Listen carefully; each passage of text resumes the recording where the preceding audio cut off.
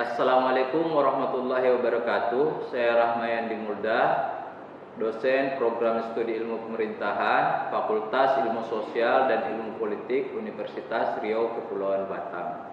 Pada kesempatan hari ini, saya akan menjelaskan mata kuliah Kepemimpinan Pemerintahan. Capaian pembelajaran program studi mata kuliah Kepemimpinan Pemerintahan. Yang pertama, menunjukkan sikap tanggung jawab atas pekerjaan di bidang keahliannya secara mandiri. Kemudian, menguasai konsep teoritis kepemimpinan pemerintahan dan organisasi sektor publik. Mampu menerapkan pemikiran logis, kritis, sistematis, dan inovatif dalam konteks pengembangan atau implementasi ilmu pengetahuan dan teknologi yang memperhatikan dan menerapkan nilai-nilai humaniora yang sesuai dengan bidang keahliannya. Yang terakhir, mampu memimpin dan mengelola kelompok atau organisasi publik, swasta, dan pemerintah.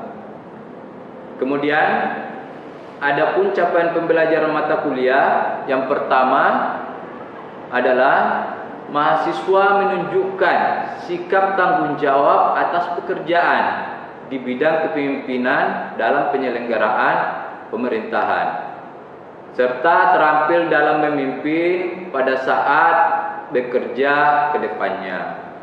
Kemudian capaian pembelajaran mata kuliah yang kedua, mahasiswa memahami konsep dasar, teori, serta keterampilan kepemimpinan pemerintahan yang ideal dan dapat dipraktikkan dalam penyelenggaraan pemerintahan, baik secara nasional maupun daerah.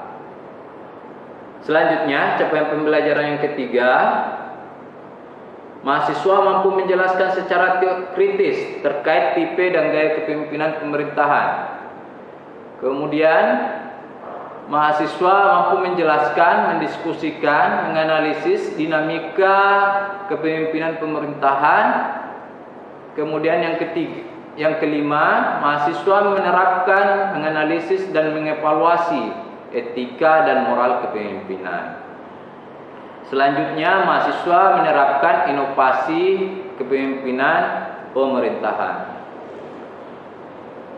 Kemampuan akhir pada tahapan belajar atau dalam hal ini sub CPMK,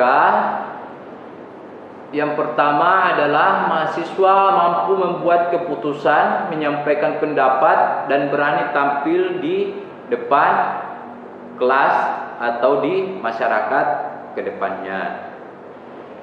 Kemudian, mahasiswa mampu menjelaskan tentang konsep dasar, definisi, teori, dan fungsi kepemimpinan pemerintahan. Kemudian, mahasiswa mampu menguraikan perbedaan tipe dan gaya kepemimpinan. Kemudian selanjutnya, mahasiswa mampu memahami, menjelaskan, dan menerapkan etika dan moral kepemimpinan. Dan yang terakhir adalah mahasiswa menjelaskan dan menguraikan praktek dan proses kepemimpinan pemerintahan. Kepemimpinan transformasional ialah model kepemimpinan untuk perubahan. Ada beberapa pakar atau ahli yang menjelaskan terkait dengan kepemimpinan transformasional. Yang pertama digagas oleh Barnes pada tahun 1978 dan dikembangkan oleh Bass dari tahun 1985 hingga tahun 1986. Melalui kajian-kajian yang sangat empirik.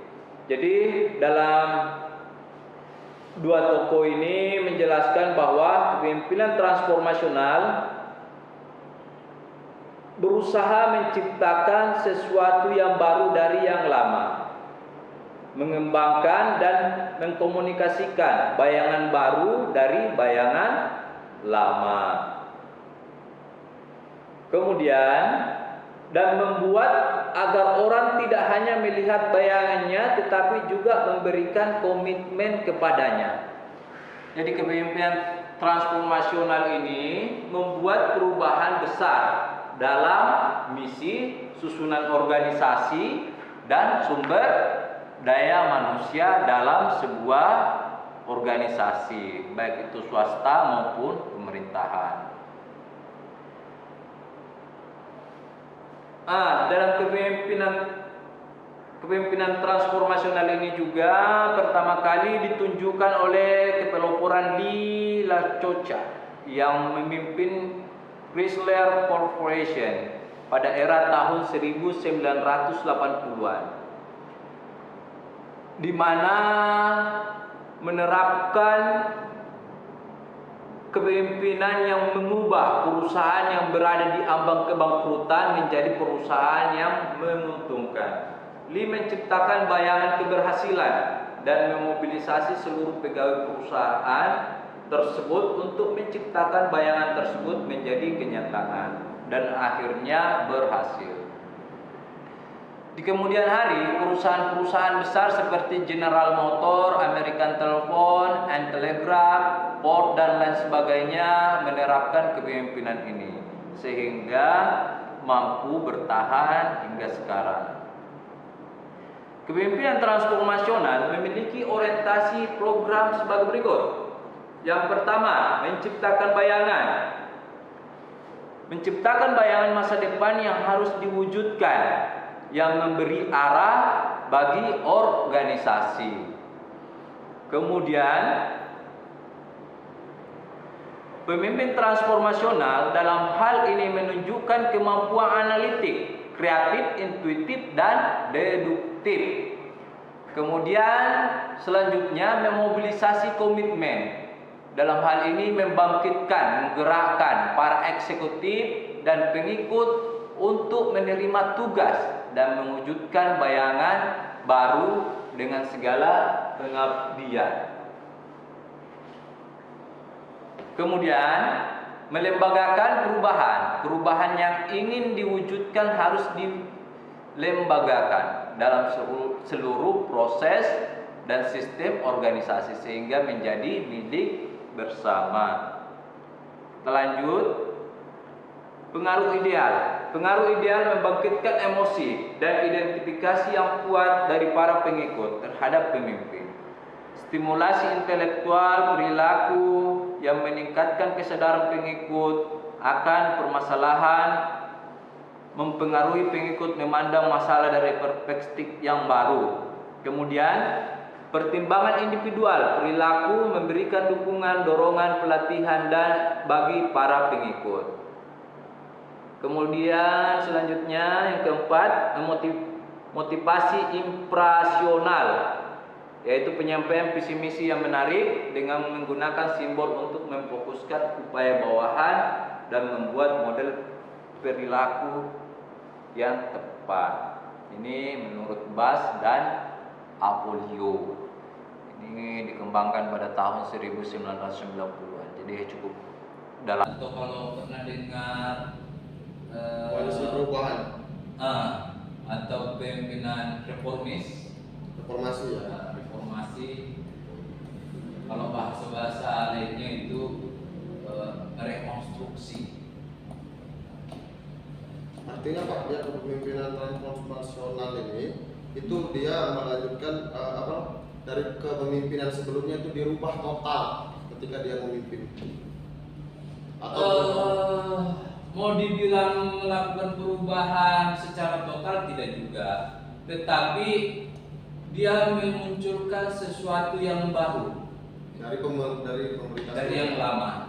Jadi di sini dari yang lama itu menjadi sebuah dasar, oh ini yang masih kurang, kita harus tingkatkan. Jadi itu kepemimpinan transformasional. Ini juga kepemimpinan transformasional sifatnya sangat mampu membaca masa depan, melihat peluang dan tantangan ke depan. Jadi ya memang harus betul-betul cerdas dari segi kepemimpinan transformasional ini. Dia menciptakan sesuatu hal-hal yang baru dari hal-hal yang sebelumnya. Jadi sehingga dia itu dengan melihat, oh ini yang perlu ke depannya akan seperti ini. 20 tahun ke depan kebutuhannya ini. Nah, itulah yang dia persiapkan, dia ciptakan untuk masa depan, untuk melihat masa depannya, sehingga organisasi itu mampu bertransformasi.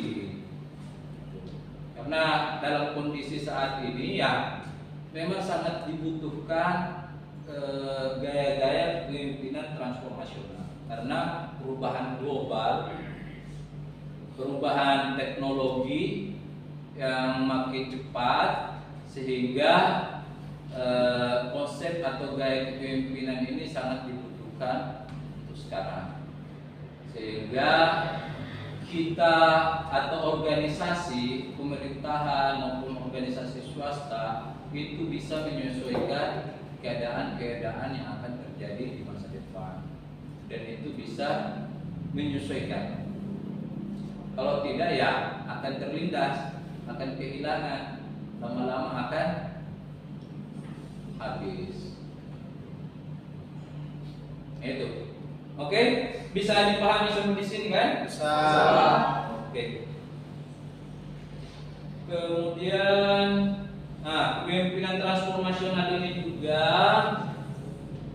mampu membuat perubahan besar dalam misi, susunan organisasi, sumber daya manusia dalam perusahaan atau dalam organisasi pemerintahan. Kepemimpinan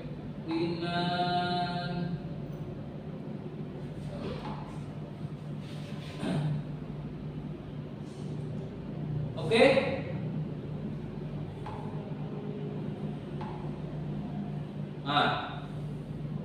Di sini dijelaskan juga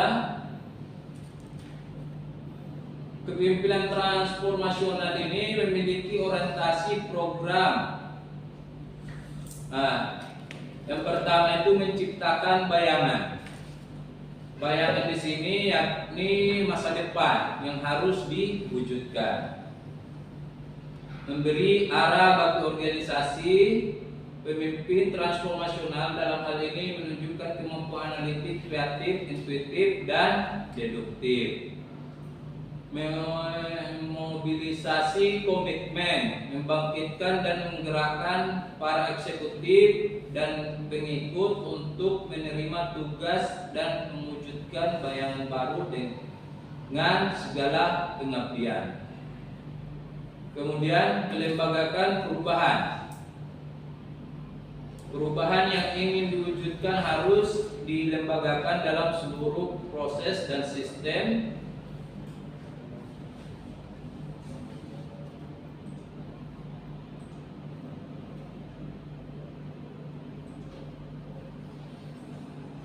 organisasi. Oke? Dari ketiga konsep gaya kepemimpinan, menurut saudara-saudara sekalian, konsep kepemimpinan mana yang cocok untuk diterapkan dalam kondisi saat ini? Demokratis, Pak. Demokratis. Demokratis, kalau demokratis harus dilihat dulu situasinya, kondisi masyarakatnya atau kondisi anggotanya. Itu. Jangan sampai kita menerapkan kepemimpinan demokratis, tetapi